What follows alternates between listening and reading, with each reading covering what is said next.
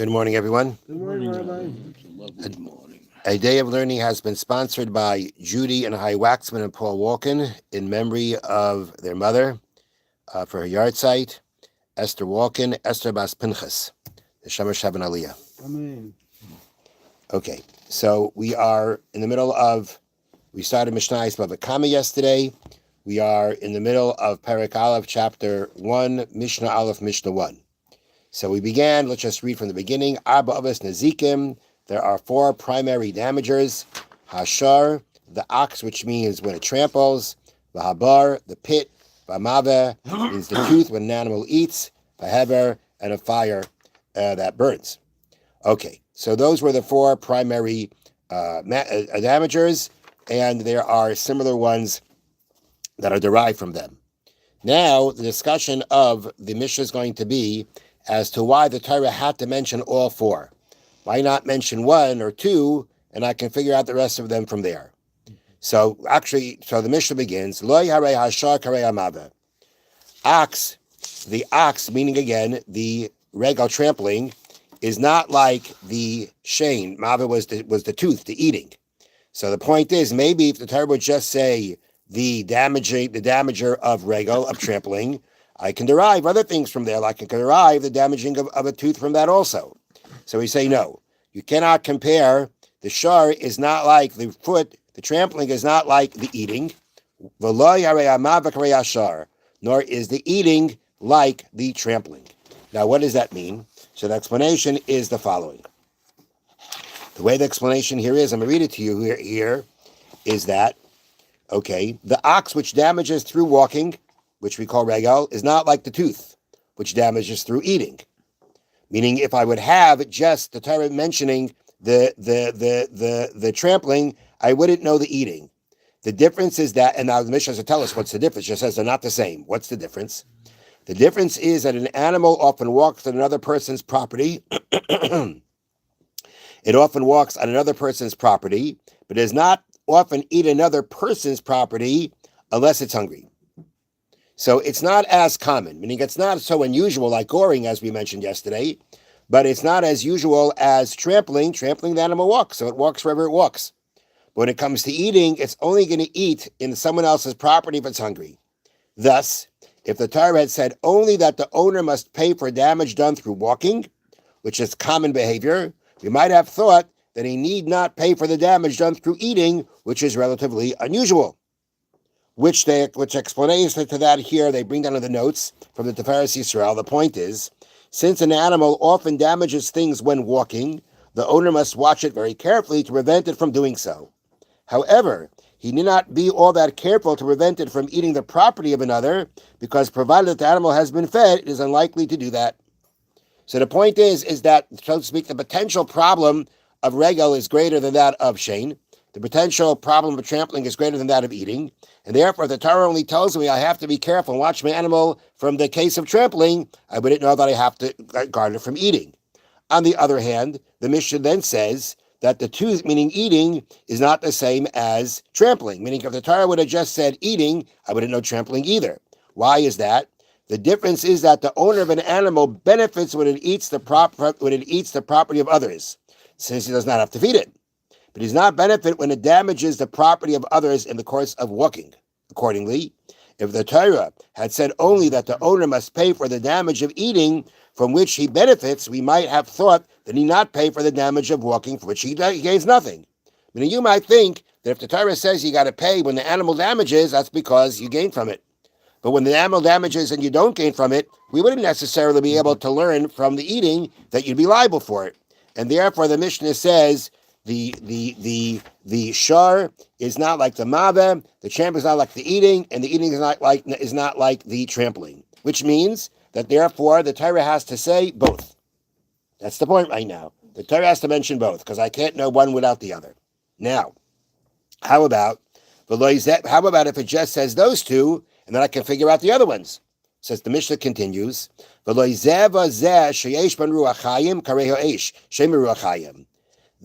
these, meaning the trampling and the eating, are not like a fire, because the trampling and the eating come from things that are alive, while the fire is not alive.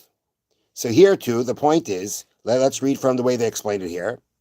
The ox and the tooth represent damage done by a living animal, which must be watched carefully because, having a mind of its own, it can decide at any time to go off and do what it wants.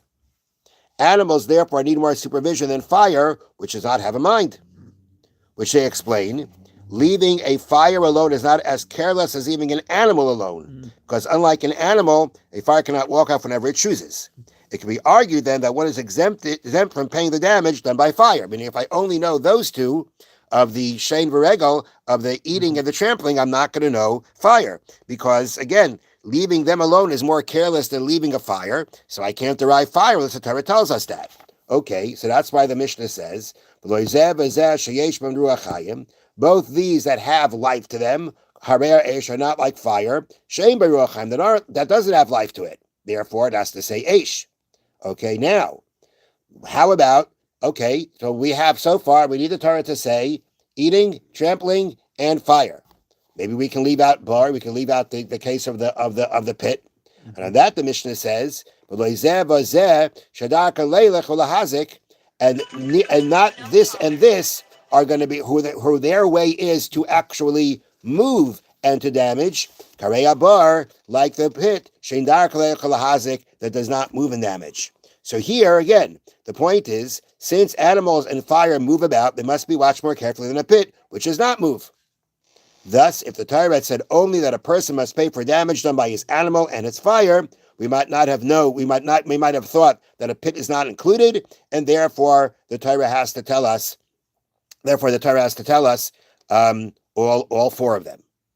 Okay, so that's the Mishnah going through why the Torah has to say all four of these.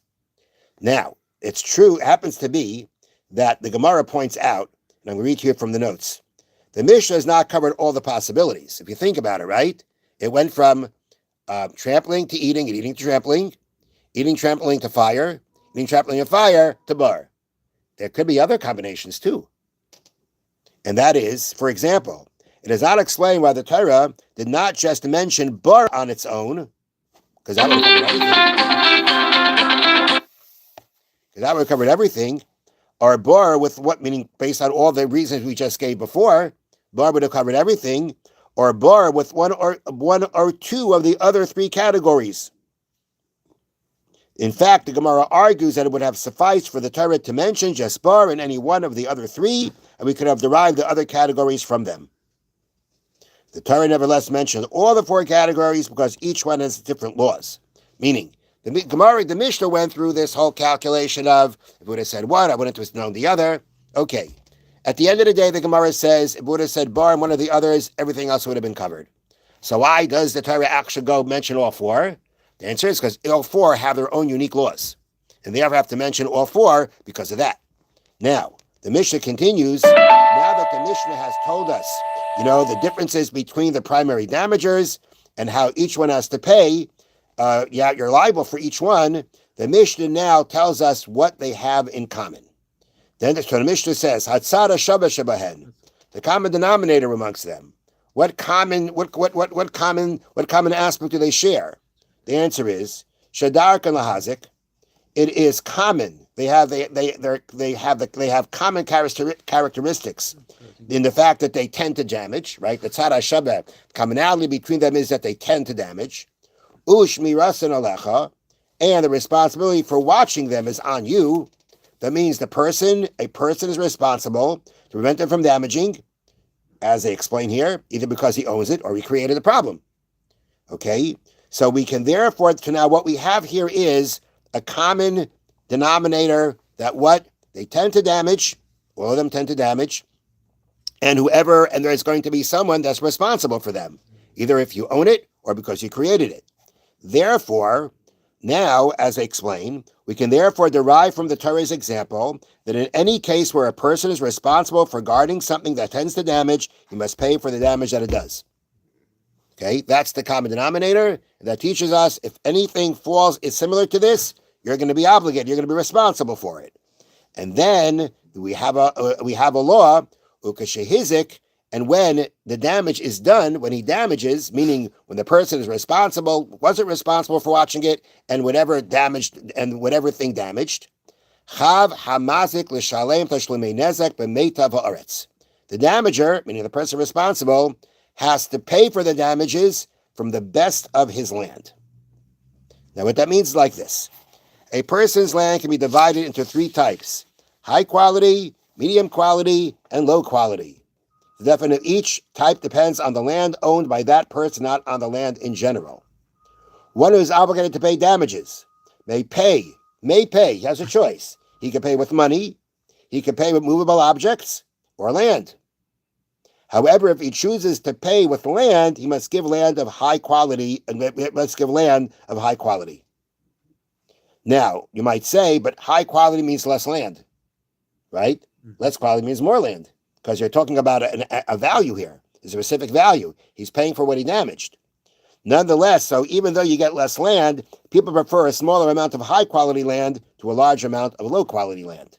And therefore, there is there's an advantage of being to the person who got damaged to be able to demand payment from the best of his land, which is what the Torah says he has to do.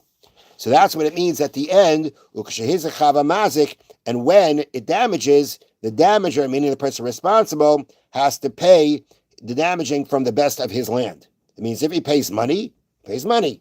If he pays movable objects, pays movable objects. If he pays land, he has to give the best of his land. Now, there are other situations where you have to pay that this law does not apply. So, for instance, when you talk about paying someone a debt, you owe somebody money, okay? What do you have to pay him back with? Money. He borrowed money, right? You pay him back with money, okay? He doesn't have money, okay, then give him movable objects. He doesn't have movable objects, he can collect land. Which land? Baininus, the middle quality, the medium quality, okay? So there are differences in halacha as to what it is, what things you can demand payment from, and at the end, when you come to collecting land, what quality land of the person responsible can you collect from? Have a wonderful day and a wonderful Shabbos. Thank you, Rabbi. What does that mean by does he